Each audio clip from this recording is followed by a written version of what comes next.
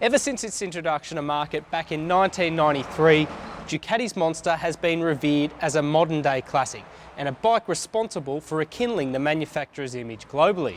But fast forward more than 2 decades and the Monster badge today stands for even more, with new derivatives including the learner-legal 659.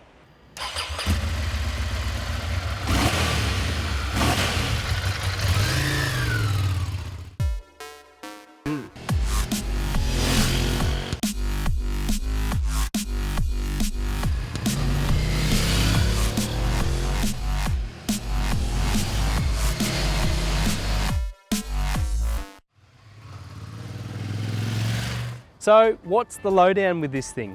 Well, I can tell you at $12,990, it's definitely not cheap. Actually, that makes it one of the most expensive, if not the most expensive, learner legal bike on the Australian market. But you do get a fair bit of kit for that sort of money. This thing is definitely legit. It's made in Ducati's factory in Italy and gets all the go-fast parts that some of the larger monsters get as well. Things such as these massive Brembo brakes on the front, hooked up with braided lines, as well as upside down forks and a pipe that runs under the seat. Now at the heart of this machine is in fact a sleeved down version of the larger 696 Monster. In this guise, it produces 38 kilowatts of power. Like the larger 696, the V-twin engine is air-cooled and fuel-injected and comes mated with a 6-speed transmission. However, power is down considerably when you pair the two side by side. And that's due to a fairly rudimentary little device right here on the side of the fuel injector body that actually physically stops the throttle from going past a certain point. But luckily, you wouldn't be able to pick this thing as being restricted as an outsider because it sounds completely authentic. Now the V-twin engine in this thing is pretty easy to come to terms with. Like other V-twins, it can be a little bit rumbly and shaky at low revs, but from about 4,000 RPM it seems to get a second wind and revs out cleanly all the way to its redline.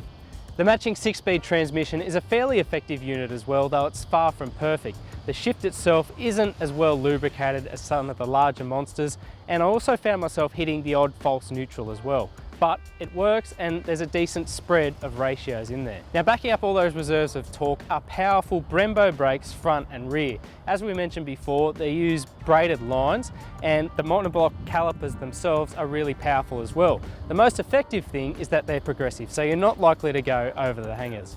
As well as being intuitive, the brakes are aided by ABS technology, one of the few learner bikes on the market to do so. While it might be a little bit down on power, I'm happy to report that the 659 definitely rides like an authentic monster. It only weighs 179 kilos wet and teamed with a short proportion lends itself to being a really easy bike to come to terms with through corners. Due to that lightness and the overall stumpy proportions, it's really easy to throw into a corner, and teamed with the standard Pirelli Angel tyres front and rear, there's plenty of mid-corner grip through the twisty stuff. Now one of the real highlights for this thing is actually its ergonomics. I'm not all that tall, 175 centimetres, but for my height, it actually feels really comfortable. You're sort of hunched over without putting too much weight on the wrist, and there's enough room for me between the seat and the foot peg. But the same probably can't be said for larger riders who might find that distance a little bit too restrictive.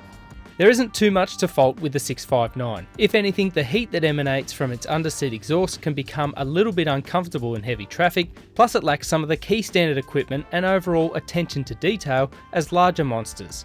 Smaller things such as the adjustable traction control settings and different riding modes. Despite being a learner bike, the 659 bears all the hallmarks of the Monster range. It's a really easy machine to learn your craft on, and it offers a similar buzz to larger machines. The only real restriction with this thing is its price.